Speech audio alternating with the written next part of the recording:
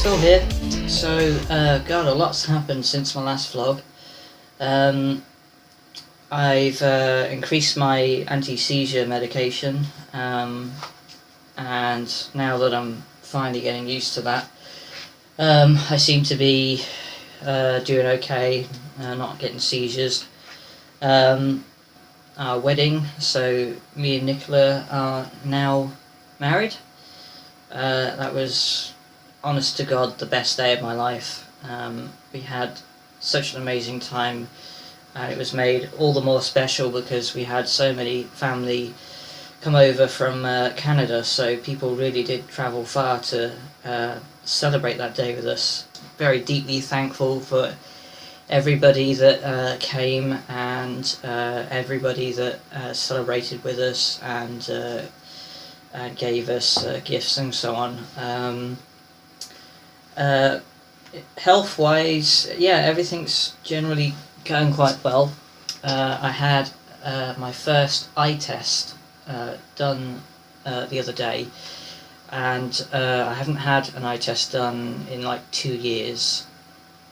And I was really worried about this because I was warned last year before I started radiotherapy that one of the long-term side effects of it would be damage to my eyes, like glaucoma and so on. But it turned out that my eyes are perfect in terms of they're not perfect, but they've not deteriorated, and there's no signs of damage there. So I'm really pleased about that. In fact, there's only like really tiny, small prescription change, which is probably natural given that it's like been 2 years. And in my line of work as a 3D artist, I am on the computer almost every day. So yeah, we went to Cornwall for our honeymoon, and that was pretty awesome. Really enjoyed the beaches there, especially the one at Loo. Yeah, so we've been through a general election as well. Now it's quite important to me, this, because we're really living in such a divided nation now, and I think that election that has just passed has really shown that, and especially with some of the disasters that have happened around it. For example, the Grenfell Tower disaster, which happened last week. That is just... I mean, when you go through something like what I've been through, it's inevitably turns you into a humanist, so you seeing things like that be bad news now, especially when it involves other people who have lost their lives or been through some sort of ill or any kind of bad thing like that that affects people's lives negatively. It just has that extra meaning now. When I look at news like that, it makes you really put yourself, try to imagine what it's like if you're there. I mean, we knew that the cladding on the outside pretty early on was where the developers had been cutting corners because they didn't want to spend the extra £2 on the flame retardant cladding, so they went for the cheaper one, and obviously it went up like a candle. But to learn today that it also had insulation that at high temperatures produces hydrogen cyanide, which is obviously, as you can imagine, highly toxic. And with the amount of it that was there, it would be enough to kill everybody in that flat. I just think it's really exposed the divide between the rich and the poor, because I've seen arguments and debates on Twitter and so on, and I'll see somebody from the Tory side who seems to concentrate on the fact that today Jeremy Corbyn and Chris O'Donnell were talking about requisition of expensive buildings in London that are not being used to house people that are homeless. And some of these Tory supporters, their first thought was, well, that's just theft, that's communism. But to be honest, I find that just snobbery, because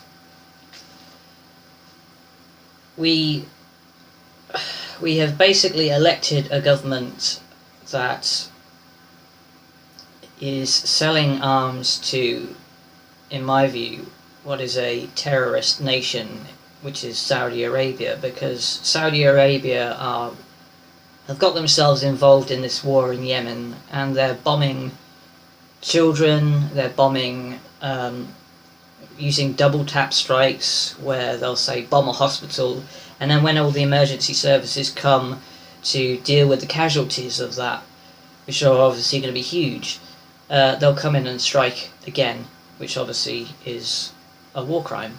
And I noticed during these election debates how Home Secretary Amber Rudd, when questioned about these weapons deals to Saudi Arabia, she said that these weapon deals to Saudi Arabia are good for Britain. And I just find that absolutely disgusting, because it's almost like somebody saying the British Empire and all the horrors that were involved in it were good for Britain, when they are a permanent black mark against our history. Only a psychopath would be proud of some of the horrors that happened during the British Empire, the expansion.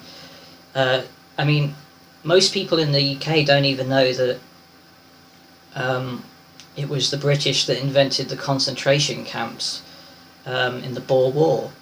Now, obviously, they weren't extermination camps like the Nazis, who basically took that idea and developed it, which is terrible.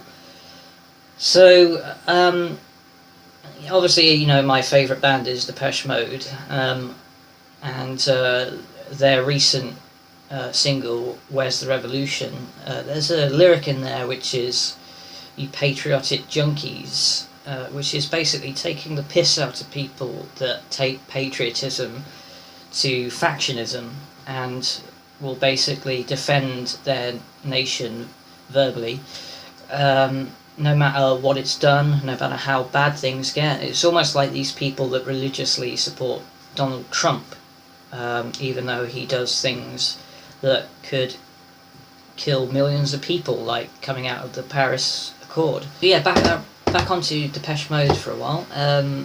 I went to London to see them play at the Olympic Stadium, and this is probably the 10th time I've seen them now.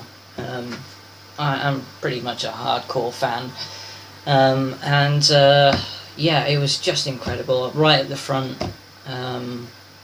it rained halfway through during Everything Counts, which was a welcome, really, because it was so hot that day. So you could see Dave coming out onto the catwalk, and you could tell he was really enjoying himself.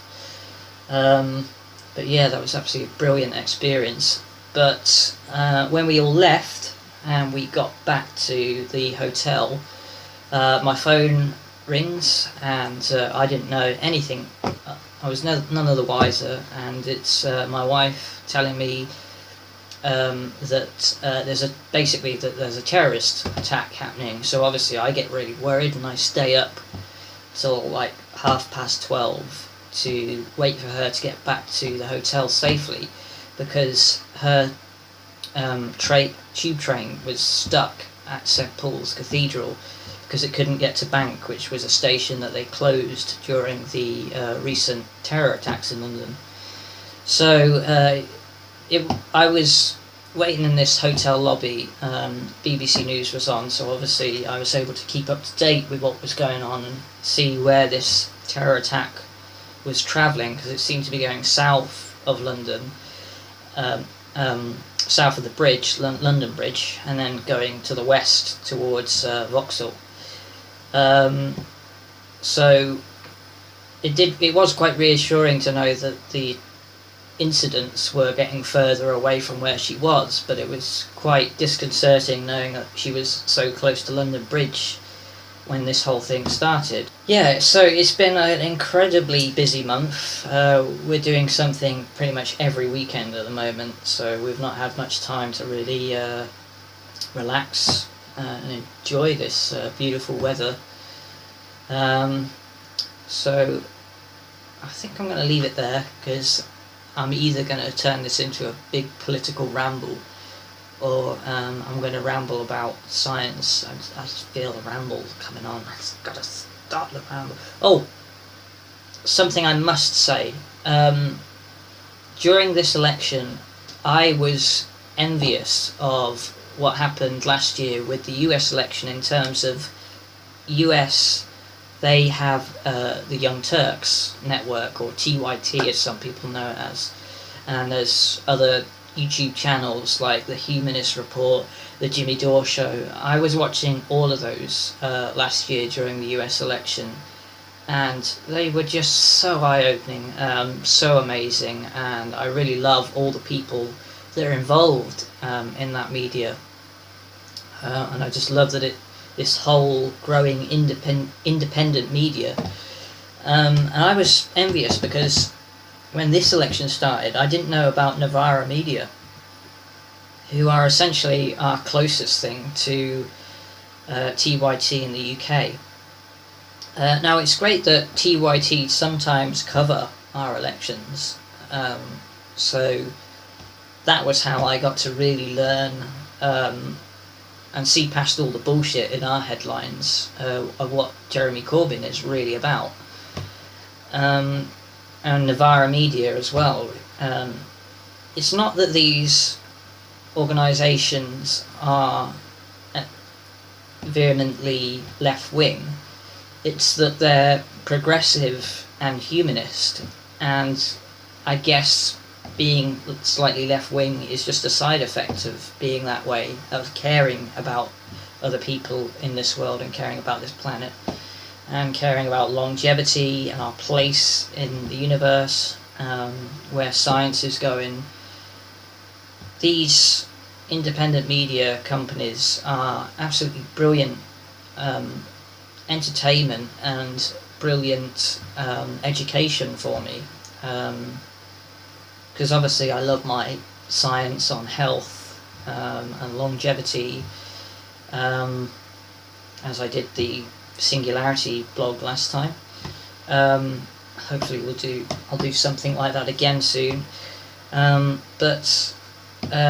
check out Novara Media and donate to them if you can, because they're trying to get a goal of 40k, and it would be really amazing to see what they could do with Novara Media when they reach that goal, because what they have at the moment is already pretty spectacular to me. So yeah, check it out, Novara Media. So I'll leave it there. So thanks for support as usual, and take care of yourselves. See ya.